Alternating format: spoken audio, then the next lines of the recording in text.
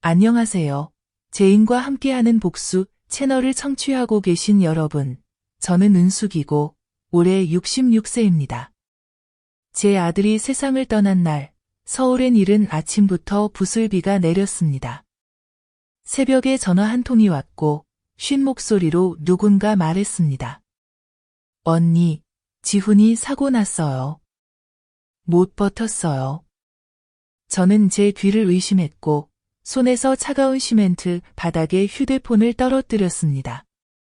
저는 가장 이른 버스를 타고 달려나갔고 몸에는 낡은 회색 옷 한 벌, 지갑, 그리고 결혼할 때부터 가슴 주머니에 넣어 다니던 아들 사진만 있었습니다.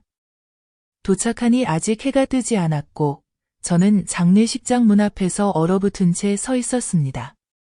마음은 엄마를 잃은 아이처럼 공포에 휩싸였습니다. 하지만 눈물도 흘리기 전에 저를 맞은 것은 차가운 한마디였습니다. 여기 왜 오셨어요? 바로 제 며느리 수진이었습니다. 한때 친딸처럼 여겼던 며느리였습니다. 그녀의 얼굴엔 눈물 한 방울 없었고 짙은 빨간 입술과 무표정한 눈만 있었습니다. 저는 더듬거리며 말했습니다. 엄마가 지훈이 마지막으로 한 번만 보고 싶어서. 수지는 영안실 문을 가로막고 또박또박 말했습니다. 가족 명단에 있는 사람만 들어갈 수 있어요. 어머님은 명단에 없어요. 마치 누군가 제 뺨을 때린 듯 했습니다. 영정사진 속 아들 얼굴이 유리 너머로 보였지만 저는 바깥에서 남처럼 서 있었습니다. 저는 들어가지도 차가운 시신을 만지지도 못했습니다. 2시간 동안 복도에 앉아 떨리는 손으로 영정사진만 꼭 쥐고 있었습니다. 조문객들이 오고 저를 외면했습니다. 아무도 말을 걸지 않았습니다.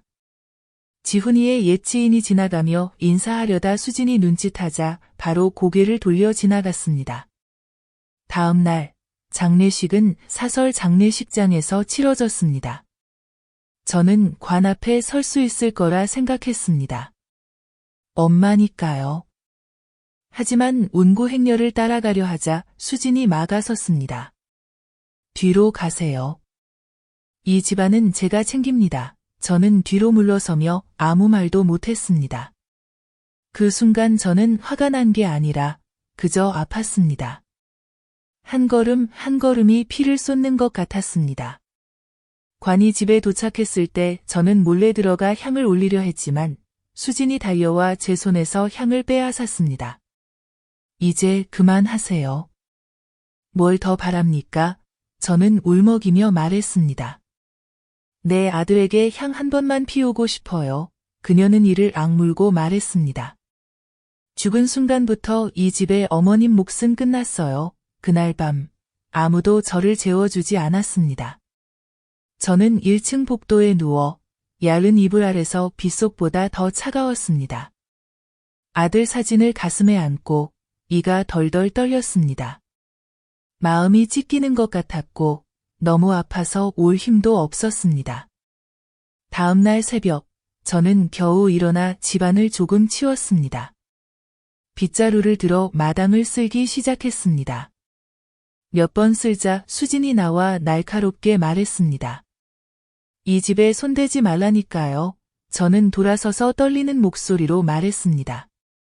이 집, 2사람이 결혼할 때 엄마도 돈 보탰어요. 그녀는 비웃듯 말했습니다. 죽으면 끝이에요. 서류에 어머님 이름 있어요? 여긴 저랑 지훈이 집이에요. 이제 지훈이도 없으니 저만 합법적 주인입니다. 나가세요. 장례식에 대한 배려라곤 전혀 없었습니다. 그녀는 아이를 안고 승리자처럼 서 있었습니다. 저는 짐도 제대로 챙기지 못하고 아들 사진과 몇 장의 낡은 서류가 든 청가방만 들고 집을 나왔습니다. 지훈이의 보금자리였던 집을 뒤돌아보지도 않고 떠났습니다. 비는 여전히 내렸고 제 옷은 흠뻑 젖었습니다. 택시 기사는 백미러로 저를 바라보다가 조용히 말했습니다. 어르신, 자식이 어떻게 그럴 수가 있나요? 저는 고개를 숙이고 아들 사진을 꼭 쥔 채 눈물이 멈추지 않았습니다. 차는 서울을 떠나 고향으로 향했습니다. 저는 지붕이 새고 바닥이 깨진 허름한 집으로 돌아왔습니다. 바닥에 주저앉아 지훈이 영정사진을 바라보다 숨도 쉴 수 없었습니다. 그날 밤 잠을 이루지 못했습니다. 불을 켜고 금고를 열었습니다. 잘 보관해둔 등기권리증, 금, 그리고 지훈 이름으로 된 회사 주식증서, 모두 제가 노점에서 번 돈으로 모은 것들이었습니다. 하나하나 꺼내어 책상 위에 올려놓았습니다. 그 순간 한 생각이 번쩍 들었습니다. 나는 이 억울함을 안고 죽지 않을 것이다. 반드시 깨닫게 해주겠다. 잃었다고 해서 되돌릴 수 없는 게 아니라는 걸. 다음 날 아침, 저는 변호사에게 전화를 걸었습니다. 지훈과 수진의 아파트 매매 서류를 맡았던 분입니다. 그는 벨이 몇 번 울리자 바로 받았습니다. 은숙 어르신, 이른 아침에 무슨 일이시죠? 저는 또렷이 말했습니다. 이전 유언장에 있는 상속권을 모두 취소하고 싶습니다. 지훈 명의의 재산, 사실상 제가 대부분 마련한 겁니다. 이제 모두 기부하겠습니다. 며느리에겐 한 푼도 남기지 않겠습니다. 변호사는 잠시 침묵하다가 낮게 말했습니다. 정말이세요? 20억이 넘는 재산입니다. 아파트, 주식, 예금까지 모두입니다. 다 내놓으시면 어르신께 남는 게 없습니다. 저는 제사상에 올려둔 아들 사진을 올려다보며 말했습니다. 확실합니다. 그날 안에 서류를 준비해달라고 했습니다. 그날 점심, 전 재산증여 계약서가 특급 배송으로 제 집에 도착했습니다. 저는 떨리는 손으로 서명하고 지문을 찍었습니다. 마치 제 관 뚜껑을 닫는 것 같았습니다. 저는 전주에 있는 한 고아원에 전화를 걸었습니다. 그곳은 어머니가 말년에 계셨던 곳입니다. 저는 말했습니다. 이 재산 전부를 기부하고 싶습니다. 단, 제 이름은 공개하지 말아주세요. 약정서 한 부만 남겨주시면 됩니다. 센터장은 놀라며 물었습니다. 언론에 알리시겠습니까? 이 일은 큰 가치가 있습니다. 저는 말을 끊었습니다. 아니요. 칭찬을 바라고 하는 일이 아닙니다. 빚을 끝내기 위해서입니다. 그날 밤, 저는 기부 확인서와 짧은 손편지를 프린트해 봉투에 넣어 수진의 집으로 보냈습니다. 편지에는 단 몇 줄만 적었습니다. 나는 빼앗으려 하지 않는다. 나는 이 집에서 어둠만 치울 뿐이다. 내가 남기는 것은 아들 사진뿐이다.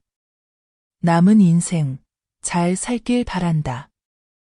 다음 날 아침, 내가 막 지훈에게 향을 피우고 촛불을 켜려던 순간 전화벨이 울렸다. 화면을 보니 수진의 번호였다.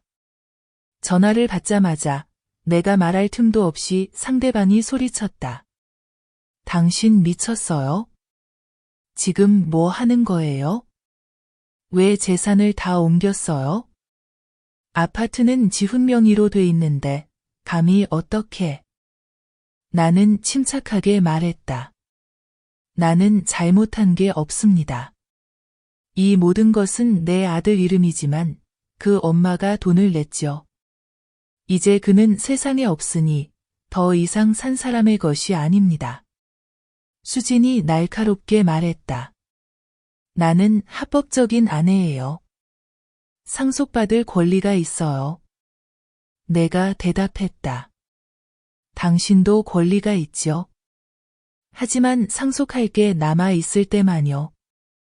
당신은 그 아파트가 두 사람의 것이라고 생각해요? 아니에요. 내가 절반을 냈고 내 이름으로 은행 대출 보증도 했어요. 이제 은행이 남은 일을 처리할 겁니다. 나는 그 말을 끝으로 전화를 끊었다. 15분 후 예전에 지훈 아파트 대출 서류를 도와줬던 은행 지인에게서 전화가 왔다. 은숙 씨, 미리 말씀드려요. 은행에서 서울 아파트 담보권 실행 절차를 시작했습니다. 담보권자가 기존 계약을 해지하고 자산을 이전했기 때문에 인수 측도 반대하지 않아 곧 계약이 해지될 거예요. 나는 한마디만 했다. 고맙습니다. 그거면 됐어요. 그날 점심, 낯선 번호로 문자가 왔다. 수진이 사는 건물 경비였다. 누가 아파트를 봉인하러 왔어요. 수진 씨가 울면서 여기저기 전화하고 있어요. 나는 문자를 보고도 답하지 않았다. 오후가 되어 수진에게서 다시 전화가 왔다. 이젠 화난 목소리가 아니라 다급하고 불안한 목소리였다. 이모, 다시 말해봐요. 왜 집이 압류돼요? 저랑 제 아들은 어디서 살아야 하죠? 나는 조용히 말했다. 진심이 있는 곳이 집이야. 넌 나를 담요 한 장 없이 내쫓았지. 이젠 내 차례야. 인과응보는 미신이 아니야. 그건 법칙이야. 수진이 소리쳤다. 이렇게 하면 저랑 제 아들 죽이는 거예요. 나는 냉소적으로 웃으며 눈을 깜빡이지 않았다. 나는 아무도 죽이지 않아. 나는 내가 만든 가족이라는 가짜 가림막을 벗긴 것뿐이야. 내 손자가, 아니 내 아들은 아파트 없이도 살 수 있어. 하지만 잔인한 엄마와는 못 살아. 나는 전화를 끊었다. 그날 밤, 큰 비가 내렸다. 나는 집처마 밑에 혼자 앉아 향을 하나 더 피우고 천천히 꺼지는 불씨를 바라봤다. 몇 달 만에 처음으로 마음이 조금은 가벼워졌다. 내가 이겨서가 아니라 더 이상 고개를 숙이지 않아도 되기 때문이었다. 3일 후 서울에 사는 옛 친구에게서 문자가 왔다. 수진 씨가 은행 직원들에게 강제 집행 통보장을 붙여줬대. 아파트 단지가 떠들썩해. 나는 그 문자를 읽고 조용히 휴대폰을 덮었다. 그런데 그날 점심, 낯선 번호로 전화가 왔다. 여성 목소리였지만 수진은 아니었다. 저기요, 저는 수진 언니랑 같이 사는 하숙생이에요. 혹시 언니의 시어머니 맞으세요? 나는 놀라서 물었다. 당신은 누구죠? 그 소녀가 머뭇거리며 말했다. 언니가 며칠째 정신이 나가서 아무것도 못 먹고 못 마셔요. 애기는 열이 나는데 돌봐줄 사람이 없어요. 혹시 언니 병원에 좀 데려가 주실 수 있나요?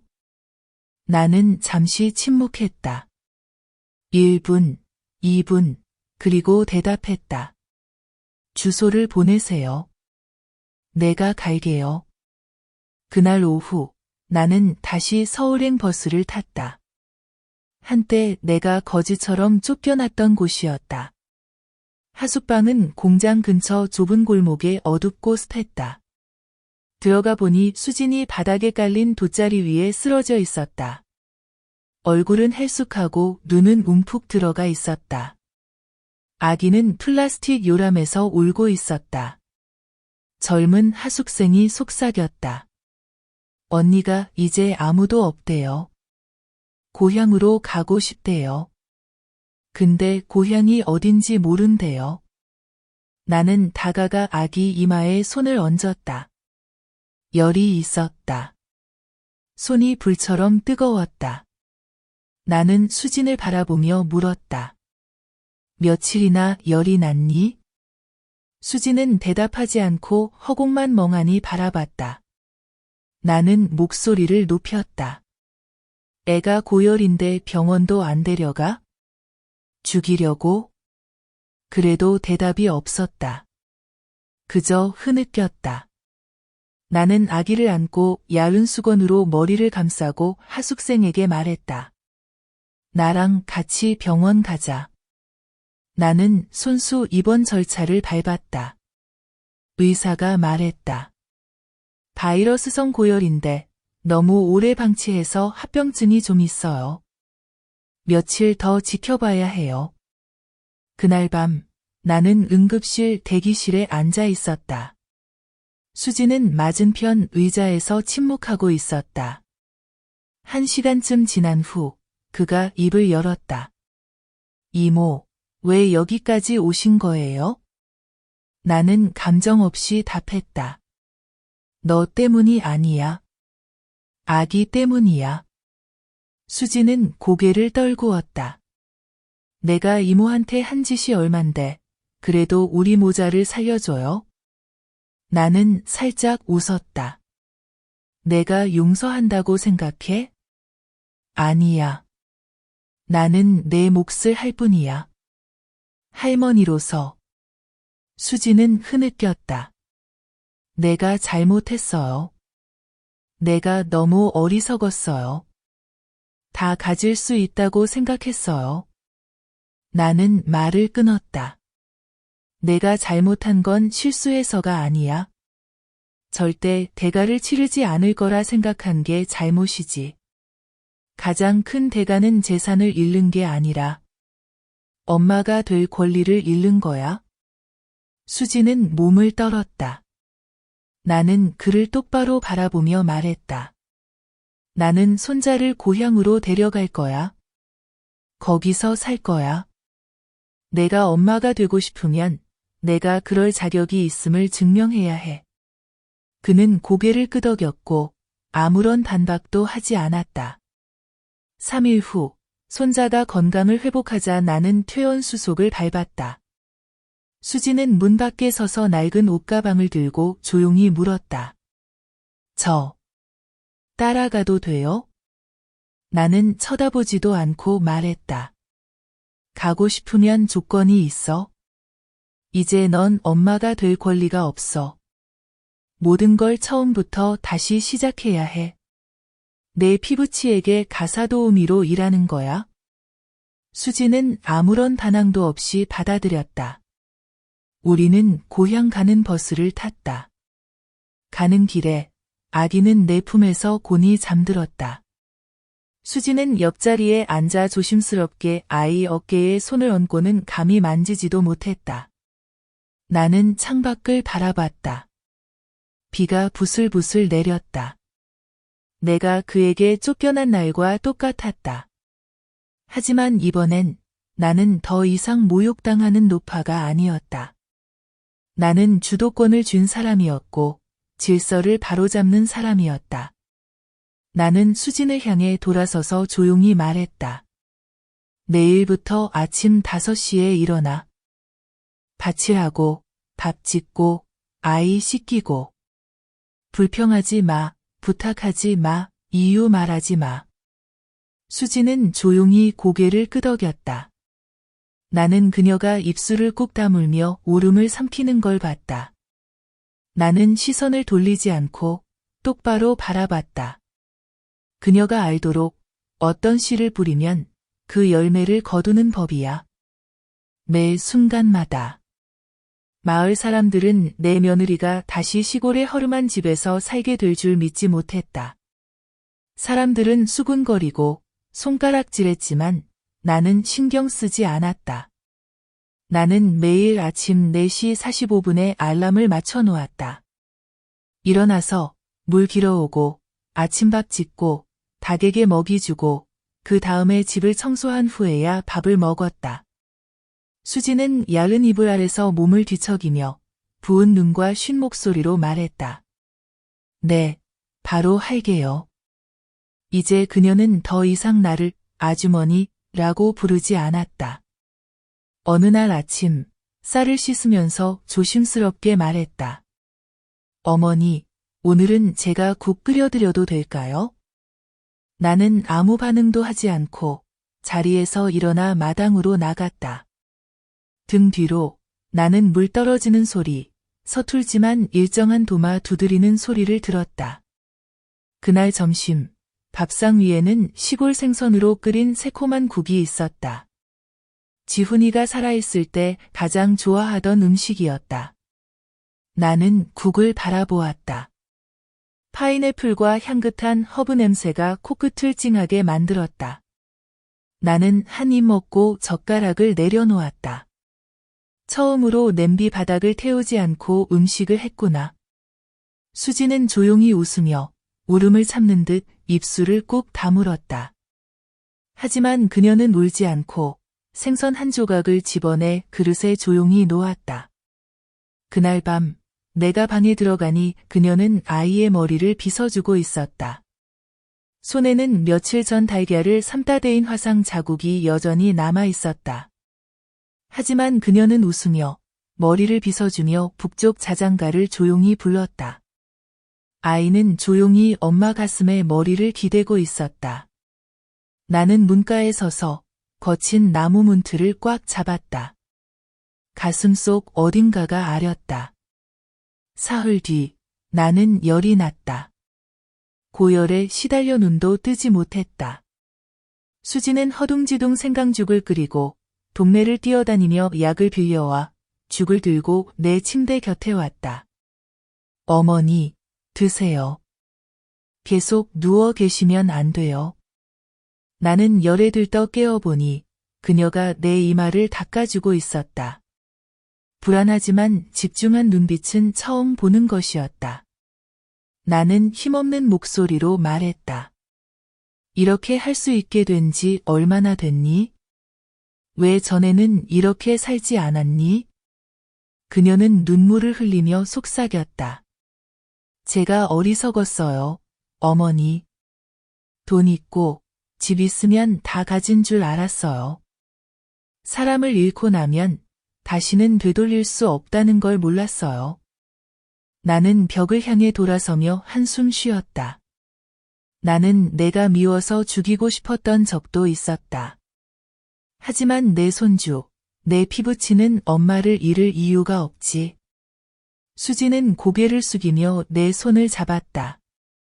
처음으로 조용히 불렀다. 어머니, 제가 잘못했어요. 나는 고개를 끄덕이지도 용서하지도 않았지만 손을 놓지 않았다. 그날 이후로 그녀는 더 많은 일을 했다. 내가 말하지 않아도 아침 일찍 일어나 밥과 국을 깔끔하게 차리고 아이를 깨끗이 씻기고 마당도 정돈했다. 어느 날 밤 나는 그녀가 침대에 앉아 아이에게 옛날 동화책을 읽어주는 모습을 보았다. 미영은 낡은 책을 들고 희미한 등잔불 아래서 읽었다. 그런데도 나는 우리 집이 환하게 밝아진 것처럼 느꼈다. 그날 밤 나는 오래된 유언장을 꺼내 지훈의 제단 앞에 앉았다. 나는 향 3개를 피우고 중얼거렸다. 봤지, 아들아? 엄마가 다 너 위해서 하는 거야. 이제 내가 한번 봐, 저 아이가 변했니? 아무 대답도 없었다. 오직 향 연기만이 흐릿해진 내 눈을 감쌌다. 다음 날 아침, 나는 변호사를 시골로 불렀다. 그에게 말했다. 유산을 3부분으로 나눠주세요. 한 부분은 내 손주가 18살이 되면 주고, 작은 부분은 비상금으로 저축하고, 나머지는 수진 이름으로. 변호사는 놀랐다. 정말 그 여자에게 주시겠습니까? 나는 고개를 저었다. 오직 1년 동안 나와 함께 살고 실수하지 않을 때만. 만약 떠나면 즉시 상속권을 잃게 해주세요. 그는 고개를 끄덕이며 내 뜻대로 썼다. 그날 밤 나는 약속서를 수진 앞에 내밀었다. 여기에 사인해. 기간 끝까지 남겠다고 약속해. 떠나면 모든 걸 잃게 돼. 남으면 다시 시작하는 거야. 수지는 떨리는 손으로 펜을 들어 등잔불 아래 자신의 이름을 썼다. 나는 그 서명을 내려다보다가 천천히 말했다. 내가 치러야 할 대가는 아직 끝나지 않았다. 하지만 이제 엄마는 조금씩 믿기 시작한다. 언젠가 정말 다시 시작할 수 있을 거라고. 그녀는 눈물을 흘리며 조용히 고개를 끄덕였다. 모든 게 잠잠해진 듯 보였다. 그러던 어느 무더운 7월 오후, 내가 마당에서 빨래를 널고 있는데 흰 셔츠를 입은 남자가 대문 앞에 서 있었다. 그는 키가 크고 강한 인상에 눈동자가 계속 움직였다. 내가 묻기도 전에 그가 퉁명스럽게 말했다. 수진을 찾습니다. 나는 찡그리며 빨랫대를 꽉 쥐었다. 당신 누구요? 그는 비웃듯 입꼬리를 올리며 내게 대답하지 않고 큰 소리로 말했다. 수진. 나와. 수진은 부엌에 있다가 그 소리에 얼굴이 하얗게 질렸다. 그녀는 급히 냄비를 내려놓고 빠르게 나왔지만 한 걸음 한 걸음이 땅에 붙은 듯 무거웠다.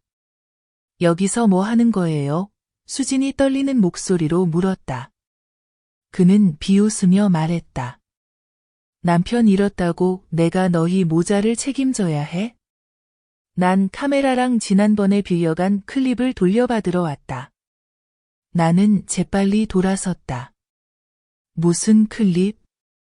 수진은 나를 멍하니 바라볼 뿐 대답하지 않았다. 그는 팔짱을 끼고 또렷하게 말했다. 호텔에서 찍은 영상, 나랑 같이 나온 거. 남편한테 들키면 증거로 갖고 있겠다고 했잖아. 내가 말하면 역으로 고소하겠다고도 했고. 그 말을 듣자 피가 머리끝까지 치밀었다. 나는 그에게 다가가 똑바로 바라봤다. 당신, 협박하는 거요? 그는 어깨를 으쓱했다. 내 물건 돌려받으러 왔어. 안 주면 남한테 보여줄 거야. 수지는 얼굴이 하얗게 질렸다. 나는 그녀 앞을 막아서고 그에게 말했다. 여기서 기다려. 나는 집에 들어가 오래된 서랍을 열고 오래전부터 준비해둔 봉투를 꺼냈다. 그 안에는 사진, 호텔 영수증, 그리고 지훈이 숨겨두었던 USB가 있었다. 나는 그것을 쓰고 싶지 않았지만 내 자식이 얼마나 상처받았는지 알기 위해 보관해뒀다. 나는 나와서 그에게 봉투를 내밀었다. 이거 가져가고 여기서 꺼져. 다시는 오지 마. 경찰에 신고하지도 아무것도 폭로하지 않을 거야. 하지만 또 나타나면 다음엔 가만 있지 않겠다. 그는 대충 훑어보고 비웃듯 말했다.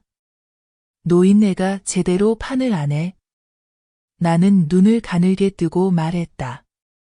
그리고 적당한 때에 끝낼 줄도 알지. 그는 대문 밖으로 나가며 뒤돌아보지 않았다. 나는 수진을 바라봤다.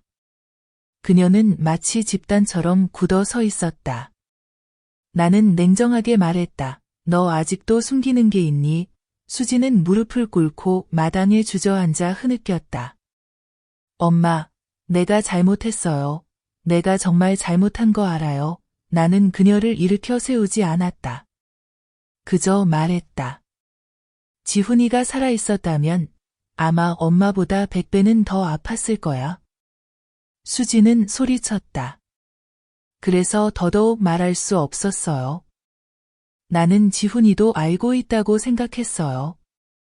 하지만 그 애가 말하지 않아서 나는 그게 용서라고 생각했어요. 나는 소리쳤다. 아니야. 그 애가 말하지 않은 건 차라리 죽음을 택했기 때문이야.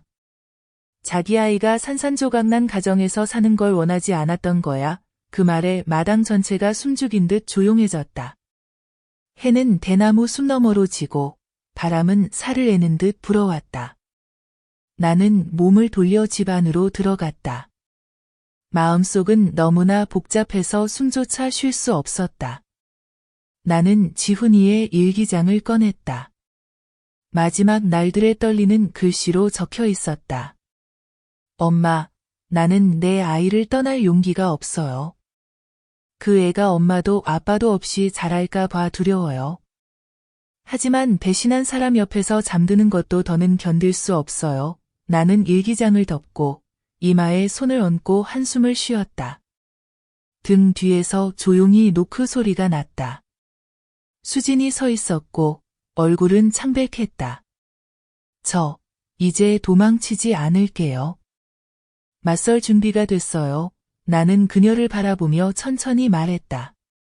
그럼 읍사무소에 가서 양육권 이전 신청서부터 써. 나는 법적으로 완전한 권한을 원해. 그녀는 고개를 끄덕였다. 네, 저 서명할게요. 다음 날 아침, 우리는 읍사무소에 갔다. 공무원이 물었다. 확실합니까? 나중에 분쟁이 생기면 더 이상 권리가 없어요. 수지는 단호하게 대답했다. 모두 넘길게요. 엄마가 저한테 양육권을 주고 싶다면 제가 그럴 자격이 있다고 생각하는 거겠죠. 공무원은 나를 바라봤고 나는 고개를 끄덕였다. 신청서에 빨간 도장이 찍혔다. 절차가 끝났다는 확인서를 받았다. 나는 위원회 마당을 나서며 손에 그 종이를 쥐고 멀리 바라봤다. 속으로 중얼거렸다. 지훈아, 봤지? 엄마가 한 걸음씩 과거의 모든 흔적을 지워가고 있어. 돌아서니 수진이 아이를 데리고 뒤따라오고 있었다. 이제 더 이상 눈빛이 흔들리지 않았다. 나는 안다. 폭풍은 아직 끝나지 않았다. 하지만 적어도 함께 노를 젓는 사람이 더는 배를 버리지 않았다. 그리고 내 이야기를 계속하기 전에 영상을 좋아요, 채널 구독, 알림 설정을 눌러 가족의 감동적이고 깊은 이야기를 놓치지 마세요. 채널 제인의 복수를 들어주신 모든 분께 감사드립니다. 내 이야기로 다시 돌아오겠다. 수진이 양육권 전체 이전 서류에 서명한 날부터 나는 더 이상 한밤중에 누가 아이를 빼앗으러 올까 봐 깜짝 놀라 일어나지 않게 되었다. 하지만 이제부터 내 책임이 바위보다 무거워졌다는 것도 알고 있다. 내 손자, 지훈이를 빼닮은 그 아이는 점점 더 나를 따랐다. 아침마다 눈을 뜨면 아이가 제일 먼저 내뱉는 말은 엄마가 아니라 할머니였다. 수지는 그 말을 듣고 때로는 한참을 멍하니 서 있기도 했고, 때로는 부엌 바닥을 닦거나 필요 이상으로 설거지를 했다. 어느 날, 뒷마당에서 아이 머리를 감겨주고 있는데 수진이 내게 물었다. 엄마, 제가 너무 많이 잘못했는데 혹시 다시 시작해서 진짜 엄마가 될 수 있다고 생각해 본 적 있으세요? 나는 아이 이마에 물기를 닦으며 그녀를 보지 않고 말했다. 엄마가 되는 건 누가 허락해서가 아니라 내가 그럴 자격이 있을 때 하는 거야. 수지는 조용히 있었다. 나는 구체적인 일과표를 짜기 시작했다. 매일 새벽 4시에 일어나 마당을 쓸고 5시에 밥을 하고 7시에 아이를 어린이집에 데려다주고 11시에 데려오고 오후 2시에 함께 책을 읽고 5시에 장을 보고 7시에 저녁을 먹고 9시에 동화책을 읽어주고 10시에 잔다.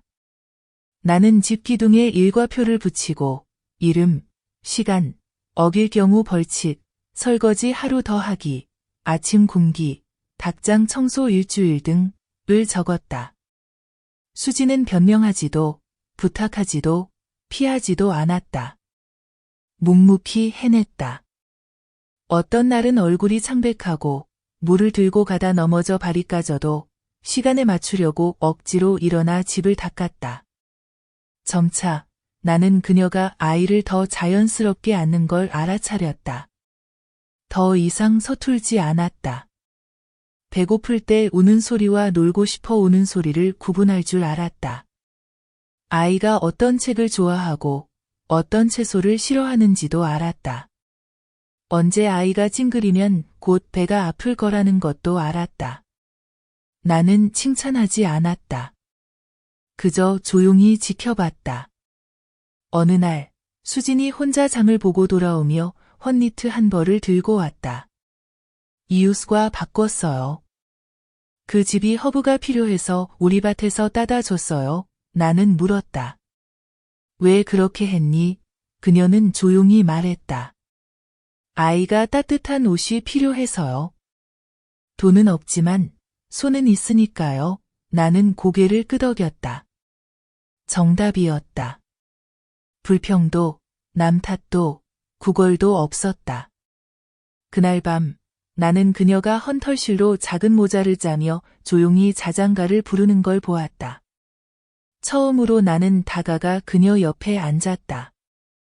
지훈이가 제일 좋아하던 음식 기억하니 그녀는 머뭇거리며 올려다봤다. 마른 새우 넣고 생강채 썬 시금치국이요. 나는 고개를 끄덕였다. 내일 해봐. 예전처럼 내가 지훈이 해주던 대로. 내가 얼마나 남아있는지 보자. 다음 날 밥상이 일찍 차려졌다. 국냄새가 달콤하게 퍼졌다. 나는 한 숟가락 떠먹고 목이 뜨거웠다. 냄새는 비슷해. 하지만 아직 손맛이 안 나. 마음이 조금 부족한 것 같아 수지는 입술을 깨물다가 웃었다. 다음엔 다시 맞춰볼게요. 나는 알았다. 그녀가 내 입맛이 아니라 내 마음을 시험하는 걸 이해하고 있다는 걸. 그날 밤 나는 조용히 서랍에서 적금을 꺼내 펼쳐보았다. 손자 이름으로 된 계좌였다. 옛 재산을 다 내주고 남은 돈으로 만든 것이었다. 많지는 않지만 절약하면 아이가 대학까지는 다닐 수 있을 것이다. 나는 일기에 한 줄을 더 썼다. 언젠가 엄마가 없어지면 이건 내 거야. 절대 누구에게도 빼앗기지 마라. 친엄마라도. 다음 날 나는 수진을 방으로 불러 통장을 보여주며 말했다. 이게 이 집에 남은 유일한 피부치의 것이다. 봤으면 잊어라. 아이가 성인이 될 때까지 절대 건드리지 마. 수지는 통장을 바라보다가 내 쪽으로 밀었다. 잔고는 몰라도 돼요. 그저 엄마가 저를 매일 엄마로 있게 해주면 돼요. 나는 그녀를 바라봤다. 이제 그녀의 눈엔 예전의 오만함이 없었다. 화장기 없는 얼굴, 거칠어진 손, 끊기지 않는 목소리만 남았다. 나는 쓴웃음을 지으며 통장을 접었다. 좋아. 하지만 기억해. 한 번만 더 잘못하면 돌아갈 길은 없어. 그녀는 고개를 끄덕였다. 처음으로 두려움이 아닌 분명한 눈빛이었다. 나는 알았다. 아마 이번에는 그녀가 정말로 이해했을 것이다. 9월 초의 무더운 한낮, 내가 정원 구석에서 고추를 따느라 바쁘게 움직이고 있을 때 골목 어귀에서 오토바이 소리가 크게 들려왔다. 익숙한 소리였지만 우리 집 대문 앞에 오래 멈춰 있는 것이 이상했다. 내가 아직 허리를 펴기도 전에 누군가가 불렀다. 은숙 씨, 손님이 찾아왔어요. 나는 밖으로 나갔다가 멈춰 섰다. 통통한 체격에 번쩍이는 명품 가방을 든 눈에 진한 아이라인을 그린 여자가 대문 앞에 서 있었다. 나는 바로 알아봤다. 수진의 전 남편의 여동생이었다. 그 늘어지는 말투와 입을 삐죽이는 모습은 절대 잊을 수 없었다. 어머, 아직도 건강하게 잘 살고 계시네요? 병원에 누워 있을 줄 알았는데. 그녀는 반쯤 농담, 반쯤 비웃는 말투로 말했다. 나는 대문 앞을 막아서서 집 안으로 들어오라고도 말을 붙이지도 않았다. 차갑게 말했다. 여기 왜 오셨죠? 그녀는 안쪽을 턱으로 가리켰다. 내 조카를 만나러 왔어요. 수진이가 여기 와서 얹어 산다면서요? 창피하지도 않나? 수진이 아이를 안고 나왔고 그녀를 보자 멈춰 섰다. 아이가 반응할 새도 없이 그녀가 아이를 엄마 품에서 낚아챘다. 내 조카 여기 있네. 세상에, 너무 귀엽다. 이모 집에 가자. 이모가 연어도 먹여줄게. 생선 젓갈 같은 거 말고. 수지는 놀라서 달려들며 말했다. 언니, 우리 애 놓으세요. 그녀는 쏘아붙였다. 내가 무슨 권리가 있다고? 얘는 내 조카야. 우리 집 핏줄이라고. 넌 남편도 못 지킨 엄마 주제에 이제 애한테 기대서 살려고 하는 거지? 나는 앞으로 나가 그녀 손에서 아이를 다시 빼앗아 품에 안았다. 여기선 아무도 내 손주를 함부로 못해요. 당장 마당에서 나가세요.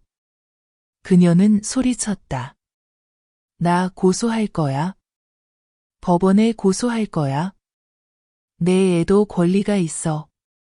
우리 엄마도 이 애를 키우고 싶어 해. 나는 그녀 눈을 똑바로 바라보며 말했다. 나는 이미 합법적으로 양육권을 얻었어요. 면사무소 서류도 있고 아이 엄마가 직접 서명한 동의서도 있어요. 고소해 보세요. 그녀는 이를 갈며 말했다. 이 독한 늙은이 같으니. 나는 대꾸하지 않고 수진에게 말했다. 그녀 오토바이 끌고 대문 밖으로 내보내. 수진은 떨면서도 시키는 대로 했다. 그녀는 길가에 서서 계속 투덜거렸다. 두고 봐. 법원이 결정할 거야. 내가 원한다고 해서 애를 계속 가질 수 있는 게 아니야. 나는 가만히 서 있었다. 화도 안 났고 떨리지도 않았다. 마음만 차가워졌다. 그녀가 사라지자 나는 집으로 들어가 문을 닫았다. 수진이 따라 들어왔다. 얼굴이 하얗게 질려 있었다. 나는 아무 말 없이 대나무 의자에 앉아 아이를 안았다. 잠시 후 수진이 말했다. 엄마, 미안해요. 내가 예전에 잘못 살아서 지금 이런 벌을 받는 거예요. 나는 대답했다. 누구도 결과에서 도망칠 수 없어. 그리고 그녀 일은 내가 이미 예상했었어. 수진이 어리둥절해하며 물었다. 엄마, 준비한 게 있어요? 나는 서랍에서 서류철을 꺼내 테이블에 올려놓았다. 그 안에는 모든 법적 서류, 양육권 이전 동의서, 재산 확인서, 그리고 지훈이 남긴 친필 편지가 들어있었다. 혹시 무슨 일이 생기면 아이는 나와 함께 있어야 한다는 내용이었다. 나는 수진을 바라보며 말했다. 나는 착한 사람은 아니야. 하지만 먼저 누구를 때린 적은 없어. 이 말 기억하지? 수진은 고개를 끄덕이며 눈물이 고였다. 그날 밤 나는 손주를 불러서 마루에 앉아 손톱을 잘라주었다. 작은 손, 엄지손가락이 지훈을 꼭 닮았다. 나는 아이에게 말했다. 예전에 내 아빠가 학교를 다닐 때 수업 빼먹고 붕어 잡으러 다녔단다. 한 번은 도랑에 빠져서 쥐꼬리처럼 젖어 돌아왔지. 혼나도 웃고 그랬어. 수지는 뒤에서 조용히 두 사람을 바라봤다. 나는 그녀가 속으로 묻고 있음을 알았다. 내가 이 소중한 관계에 다시 끼어들 수 있을까? 나는 대답하지 않았다. 그냥 계속 평온하게 말했다. 지훈이는 마음이 따뜻한 아이였어. 누구한테 화가 나도 하루 이상은 삐치지 않았지. 그리고 수진을 바라보며 말했다. 너도 배울 수 있겠니? 수진은 고개를 끄덕이며 처음으로 스스로 수건을 꺼내 아이의 발을 닦아주었다. 나는 아무 말 없이 그 자리에 앉아 있었다. 하지만 내 마음에는 아주 작게나마 문이 열렸다. 내일 나는 아이에게 생강젓갈 만드는 법을 가르칠 것이다. 지훈이 겨울마다 제일 좋아했던 음식이다. 아이가 다 배우면 그 다음을 생각할 것이다. 전 남편의 여동생이 소란을 피운 지 일주일 뒤, 아침은 손주가 방에서 심하게 기침하는 소리로 시작됐다. 나는 벌떡 일어나 가슴이 조여왔다. 장마철이 오면 아이들이 아프기 쉬워서 늘 걱정이었다. 방에 들어가 보니 아이가 쌕쌕거리며 숨을 쉬고 입술이 파랗게 질려 있었다. 수지는 아이를 안고 눈물을 뚝뚝 흘리며 말했다. 엄마, 병원에 데려가야 할 것 같아요. 나는 말없이 아이에게 외투를 입히고 스카프를 둘러안아 들고 마당으로 달려나갔다. 비가 오고 있었고 오토바이는 시동이 걸리지 않았다. 나는 수진, 약 가방 챙겨. 걸어서 가자. 라고 외쳤다. 우리는 머리를 숙이고 거의 2km를 달려 보건소에 도착했다. 사람들은 내가 젖은 채로 아이를 꼭 안고 있는 모습을 보고 놀랐다. 은숙 씨, 애가 열이 너무 높아요. 의사가 체온을 재니 39도가 넘었다. 바로 링거 맞춰야 해요. 다행히 제때 오셨네요. 나는 내내 아이의 작은 손을 잡고 있었다. 작은 손이 내 손가락을 꼭 잡고 마치 목숨을 의지하는 듯 했다. 수지는 옆에 앉아 있었지만 겁에 질려 소리 내어 울지도 못했다. 나는 그녀의 목에서 터져나오는 울음소리를 들었지만 돌아보지 않았다. 오후가 되어서야 아이의 열이 내렸고 병상에서 잠이 들었다. 그제야 수진이 바닥에 주저앉아 내 다리를 안고 울음을 터뜨렸다. 엄마, 나 얘를 잃을까 봐 무서웠어요. 진짜 무서웠어요. 앞으로 한 끼도 소홀히 하지 않을게요. 나는 그녀의 머리를 조용히 쓰다듬으며 말했다. 이제야 무서운 걸 알겠니? 좋아. 무서움을 알아야 지킬 수 있어. 그날 밤, 조용한 병원에서 나는 수진에게 집에 가서 옷과 음식을 가져오라고 했다. 수진이 나가고 나는 병상 옆에 앉아 잠든 아이를 바라봤다. 옛날, 지훈이도 어렸을 때 한 번 심하게 열이 났던 기억이 떠올랐다. 나는 그때도 아이를 업고 두 골목을 지나 보건소에 데려갔었다. 사람들이 말했다. 10분만 늦었어도 위험했을 거예요. 나는 한숨을 쉬며 중얼거렸다. 내 아빠랑 똑같구나. 바로 그때 의사가 들어왔다. 그는 내 옆에 앉아 조용히 말했다. 수진 씨가 아이를 많이 아끼는 것 같아요. 밖에서 기다릴 때도 이 문에서 눈을 떼지 않더라고요. 나는 대답했다. 아끼기만 하고 방법을 모르면 그게 죄가 되는 거예요. 의사는 웃으며 말했다. 많은 젊은 엄마들이 그래요. 하지만 모두가 처음부터 다시 배울 기회가 있는 건 아니죠. 나는 더 이상 아무 말도 하지 않았다.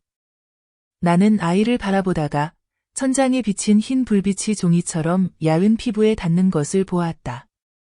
다음 날 아침, 아이는 한결 건강해져서 집에 돌아갈 수 있었다. 집으로 돌아오는 길에 수진이 말했다. 엄마, 나 생강정과 만드는 법을 배우고 싶어요. 예전에 아빠가 좋아하던 거요. 나는 곁눈질로 물었다. 왜? 나중에 아이한테 가르쳐주고 싶어요. 작은 것 하나로도 아빠를 기억하게 하려고요. 나는 아무 말도 안 했지만 마음속엔 따뜻한 바람이 스며드는 것 같았다. 그날 저녁, 나는 수진에게 적당히 늙은 생강을 고르는 법, 살짝만 껍질을 벗겨내는 법, 2번 데치고 햇볕에 잘 말리는 법을 가르쳐 주었다. 수진은 서툰 손으로 만들다가 설탕물이 튀어 검지손가락이 되었지만 아무 내색도 하지 않았다. 첫 번째 생강정과가 성공하자 내가 한 조각을 먹어봤다. 매콤하면서도 달콤한 맛이 입안에 퍼졌다. 나는 무심코 말했다. 됐네. 수첩에 적어라. 수진이 놀라 물었다. 무슨 수첩이요? 나는 낡은 수첩을 꺼내 첫 장을 펼쳤다. 거기에는 수진이가 해낸 일들, 엄마의 인증서라고 적혀 있었다. 수진이 눈물에 젖은 얼굴로 웃으며 물었다. 언제부터 이렇게 하셨어요? 나는 퉁명스럽게 답했다.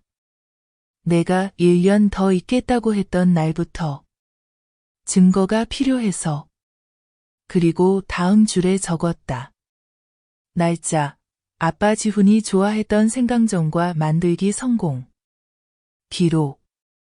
수지는 수첩을 가슴에 안고 속삭였다. 엄마, 이 수첩 꼭 가득 채울게요. 나는 조용히 말했다. 가득 채울 수 있을진 모르지만 이제야 쓸 자리가 생겼다. 어느 10월 아침, 나는 마당에서 떡을 싸려고 바나나 잎을 자르고 있었다. 그때 수진이 나무판을 들고 돌아왔다. 수진이 다가와 마당에 내려놓으며 말했다. 엄마, 저 이 작은 간판을 대문 앞에 세워도 될까요? 주문 제작 떡 받습니다라고 쓰려고요. 나는 햇빛에 눈을 찡그리며 올려다봤다. 뭐 하려고? 장사하려고? 수진이 천천히 고개를 끄덕였다. 제가 직접 돈 벌어서 아들 새 신발 사주고 싶어요. 이제 곧 유치원 큰 반에 가는데 헌 신발만 신기고 싶지 않아요. 나는 아무 말도 하지 않았다. 잠시 후 말했다. 하려면 제대로 해. 재료 빼먹지 말고 대충 하지 마라. 누가 먹고 배탈이라도 나면 이 지체면 다 잃는다. 수진이 기뻐하며 대답했다. 네, 약속할게요. 나는 더 이상 말하지 않고 다시 바나나 잎을 손질했다. 하지만 마음속으로 생각했다. 처음으로 수진이가 살아남기 위해서가 아니라 남을 위해 무언가를 하려 한다고. 이틀 뒤 첫 주문이 들어왔다. 근처 유치원 선생님이 팥소가 들어간 떡 10개를 주문했다. 수진은 새벽 3시에 일어나 물을 깃고 잎을 씻고 떡을 쌌다. 나는 옆에서 접는 모양, 줄 묶는 법을 하나하나 점검했다. 줄이 너무 세면 떡이 안 부풀고 너무 느슨하면 소가 새, 뭐든 중간을 잘 지켜야 해. 수지는 내가 한 말을 주문처럼 되뇌었다. 아침이 되어 떡이 다 익고 바나나잎 향이 진동했다. 나는 수진에게 직접 학교에 가져다 주고 돈도 직접 받으라고 했다. 수진이 돌아오니 손에는 처음 번 10만 원이 들려 있었다. 나는 아무 말도 하지 않았다. 하지만 그날 밤 수첩에 조용히 적었다. 날짜, 첫 주문 배달, 떡에 불평 없음. 기록. 그렇게 일주일 뒤 주문이 점점 늘었다. 누군가는 떡을, 누군가는 경단을, 또 누군가는 검은 콩 찰밥을 부탁했다. 나는 뒤에서 감독만 하고 직접 손을 대지 않았다. 수지는 재료 무게 재기, 인건비 계산, 정해진 시간에 배달하기 등 작은 일들을 배웠다. 어느 날 누군가 집들이용 떡 50개를 급히 주문했다. 나는 단호히 말했다. 이 주문 1분이라도 늦으면 내일부터 아무것도 기대하지 마. 수지는 밤새 떡을 싸고 찌고 불을 지켰다. 아침이 되자 손은 물집이 잡히고 눈은 빨갰지만 정확히 6시에 오토바이가 마당 앞에 대기하고 있었다. 나는 수진을 배웅하며 안개 속으로 사라지는 마른 뒷모습을 바라봤다. 마음이 살짝 조여왔다. 오후, 수진은 지치지만 환한 미소로 돌아왔다. 손님이 맛있다고 칭찬하고 친구들에게도 소개해준대요. 나는 한마디만 물었다. 값 더 받았니? 수진은 고개를 저었다. 원래 가격 그대로 받았어요. 엄마가 가르쳐준 대로 처음엔 잘하는 게 비싸게 받는 것보다 낫다고요. 나는 고개를 끄덕였다. 그날 밤 수첩에 한 줄 더 적었다. 큰 주문 완수, 약속 어김없음. 기록. 수지는 수입과 지출을 수첩에 적는 법, 재료를 분류하고 한 푼 한 푼 모으는 법을 배우기 시작했다. 어느 날 나는 수진이 꼼꼼히 잔돈을 세어 플라스틱 통에 넣어 침대 뒤에 숨기는 걸 봤다. 나는 물었다. 그 돈으로 뭘 할 거니? 수진이 대답했다. 아들한테 새 동화책 사주려고 모으고 있어요. 사고 싶었지만 아직 못 샀거든요. 나는 한동안 말이 없었다가 조용히 말했다. 오래 기다릴 필요 없어. 이대로 3달만 더 이어가면 내 이름으로 처음으로 적금 통장 만들어줄게. 수지는 믿을 수 없다는 듯 나를 바라봤다. 나는 다시 말하지 않고 그냥 일어나 물을 뜨러 갔다. 그날 밤 나는 지훈에게 향을 피웠다. 조용히 혼자서 나는 속삭였다. 엄마는 아직 용서하지 않았다. 하지만 예전처럼 화도 나지 않는다. 내 영혼이 아직 근처에 있다면 남은 가족이 가진 것을 지킬 수 있도록 도와줘. 밖에는 비가 내리기 시작했다. 하지만 내 마음은 날이 갈수록 한결 가벼워졌다. 어느 주말 오후 나는 뒷마당에서 채소를 다듬고 있었다. 수진이 부엌에서 나를 불렀다. 엄마, 누가 찾아왔어요.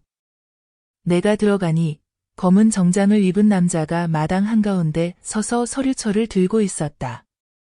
그의 눈은 칼처럼 날카롭게 나를 위아래로 훑었다. 안녕하세요. 저는 박법률사무소에서 왔습니다.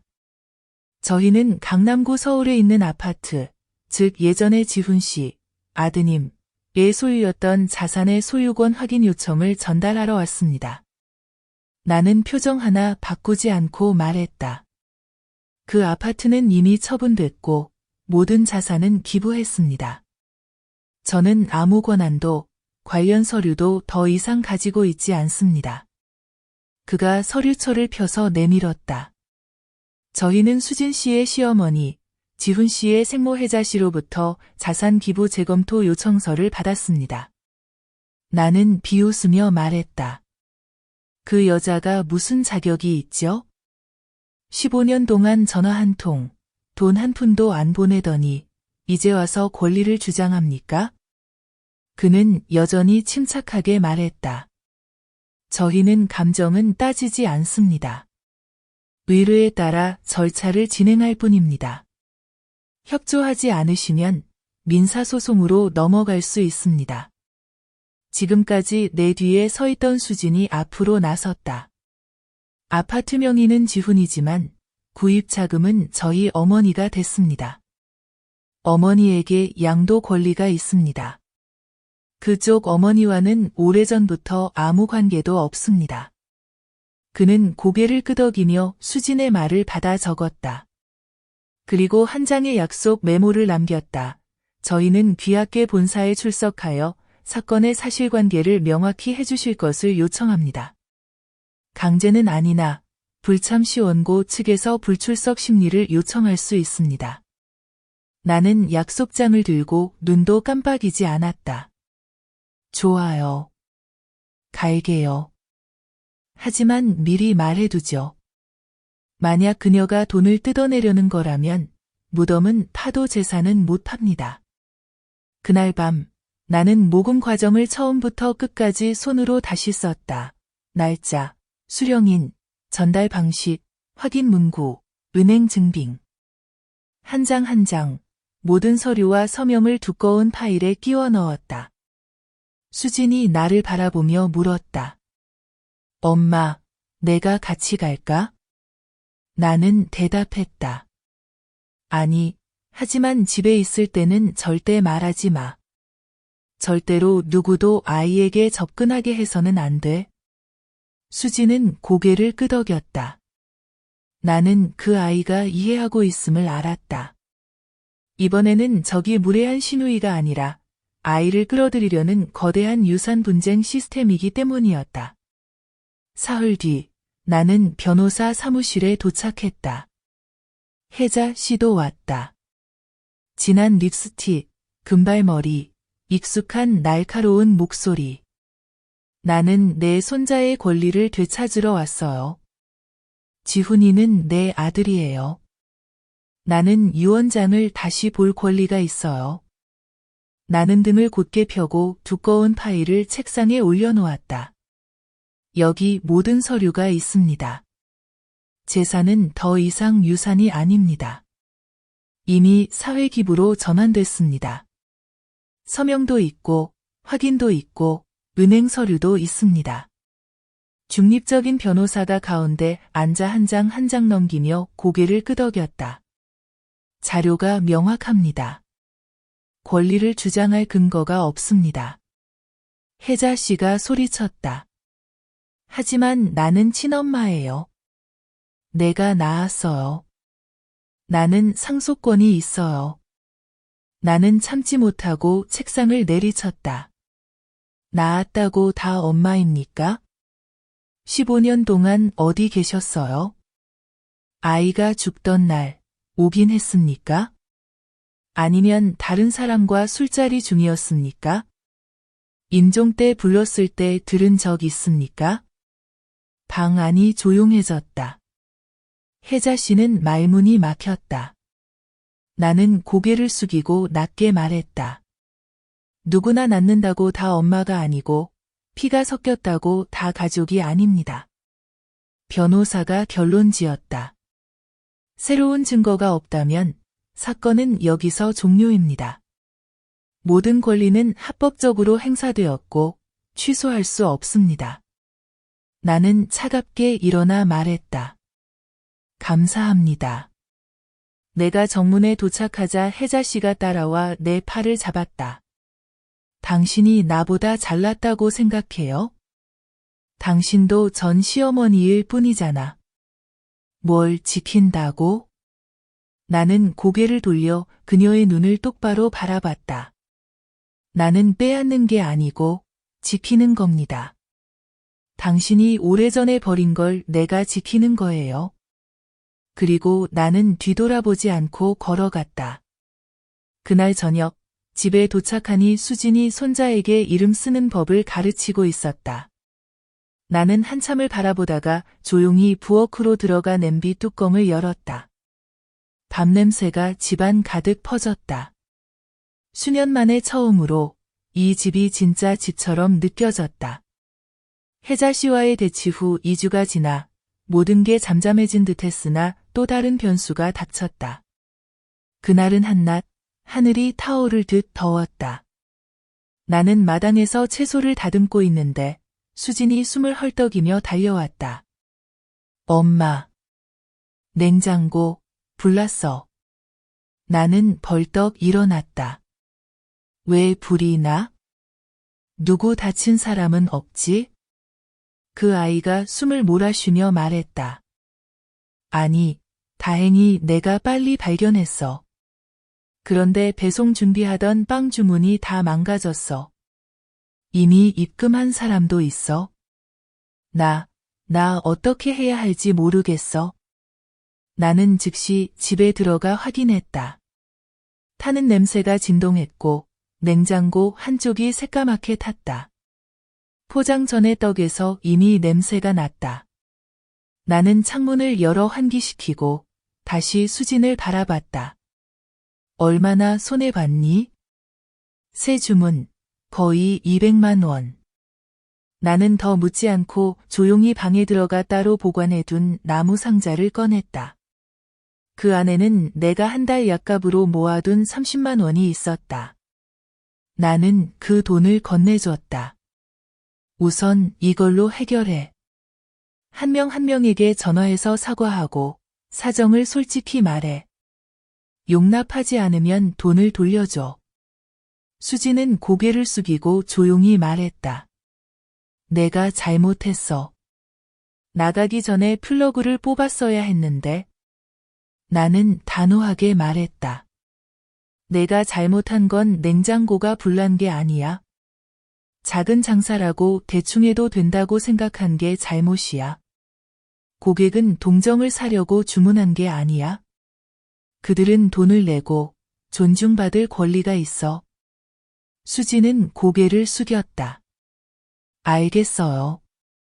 그날 저녁 밥을 먹은 뒤 수지는 직접 빵을 주문한 집을 하나하나 찾아가 사과하고 전액 환불했다.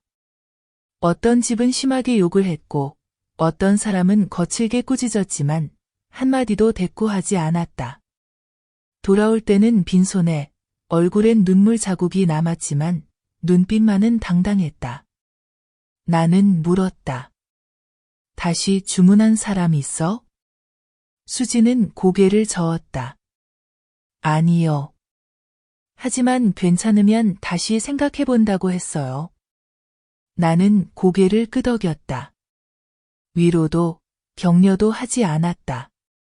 사흘 뒤, 한 이웃 아주머니가 우리 집에 찾아와 웃으며 말했다. 수진이가 며칠 동안 집집마다 사과하는 거 보고 마음이 짠해서 떡을 몇 개 주문해봤어. 아직 손맛이 남아있는지 보려고. 나는 대답하지 않고 수진에게 말했다. 이번엔 제대로 해. 또 실수하면 내가 더는 도와주지 않아.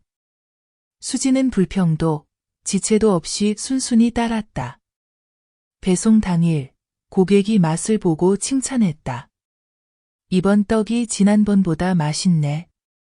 떡 껍질도 얇고 속도 부드럽고 콩향도 잘 배었어. 계속 이렇게 해. 그날 밤 수진은 자신의 노트에 레시피를 다시 옮겨 적었다. 나는 우연히 지나가다 그 아이가 찜시간, 콩 불리기, 속재료 섞는 방법까지 하나하나 적는 걸 보았다. 나는 물었다. 왜 그렇게 써? 수진이 고개를 들었다. 나중에 아이에게 가르쳐 주려고요. 엄마가 실수해서 시작했지만 다시 일어설 줄 알았다는 걸 기억하게 하려고요. 나는 말이 없었다. 가슴 속에 익숙하면서도 낯선 감정이 일었다. 마치 지훈이가 처음으로 밥 짓기를 가르쳐 달라고 했던 날처럼. 첫 번째 밥은 태웠지만 그 후 10몇 년간 한 번도 날 실망시키지 않았다. 나는 마당으로 나가 돌의자에 앉았다. 그때 손자가 집에서 뛰어나와 내 다리를 안았다. 할머니, 오늘 엄마가 아빠가 제일 좋아했던 음식 3가지 이야기해 주기로 약속했어요. 나는 아이를 바라보고 집 안을 보았다. 수지는 바닥을 닦다가 아이가 부르자 고개를 들어 환하게 웃었다. 그 미소는 진짜 미소였다. 누구에게 보이기 위한 것도 누군가를 만족시키기 위한 것도 아니었다. 제가 아이의 머리를 쓰다듬으며 말했다. 들어가서 들어봐.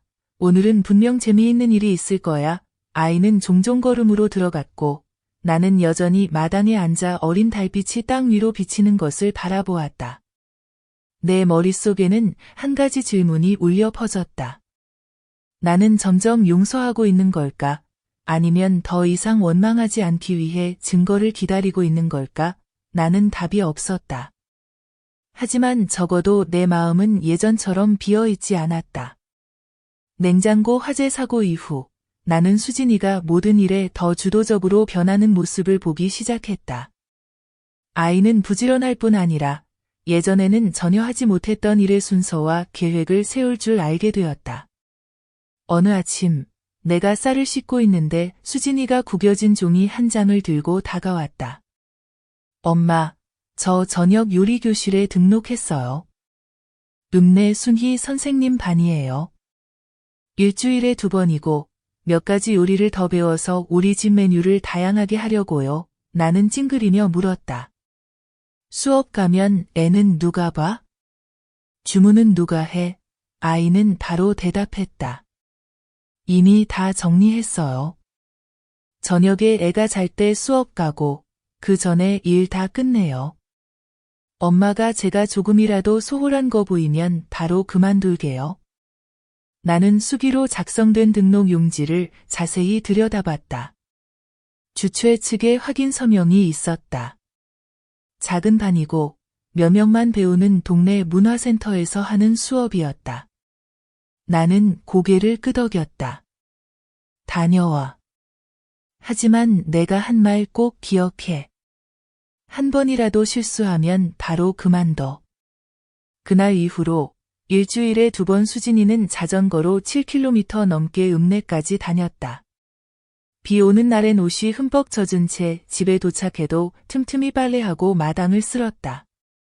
아픈 날엔 쉬겠다고 양해를 구하고 수업 자료를 받아 보충했다. 어느 날 저녁 내가 장부를 정리하고 있는데 수진이가 노트를 내 앞에 놓았다. 엄마, 한번 봐주세요. 이건 제가 배운 요리들이에요. 어떤 건 계절 메뉴로 주문받기 좋을 것 같아요. 펼쳐보니 오색 돼지 껍질떡, 코코넛 시럽을 곁들인 반찬, 쫀득한 고구마 디저트 등 낯선 음식들이 있었다. 각각의 요리마다 재료, 조리법, 시간, 보관 시 주의사항이 꼼꼼히 적혀 있었다. 나는 물었다. 몇 주 배웠다고 이렇게 전문서적처럼 적었니? 아이가 웃으며 말했다. 수업 들으면서 바로 적었어요. 집에 와서 직접 해보고 느낀 점도 추가했어요.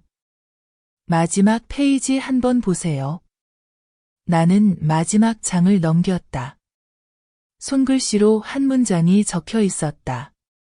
엄마, 저에게 두 번째 기회를 주셔서 감사합니다. 나는 한참 동안 말이 없었다. 그리고 자리에서 일어나 방으로 들어가 작은 상자를 꺼냈다. 그 안에는 내가 예전에 아끼던 팔찌와 목걸이들이 들어 있었다. 큰 값어치는 없지만 지훈이 살아있을 때부터 모아둔 것들이었다. 나는 그것을 수진이에게 건넸다. 가져가. 팔든 간직하든 내 마음대로 해. 하지만 오로지 일에만 써. 개인적으로 쓰면 안 돼. 아이의 손이 떨리며 눈물이 금방이라도 흘러나올 듯 했다.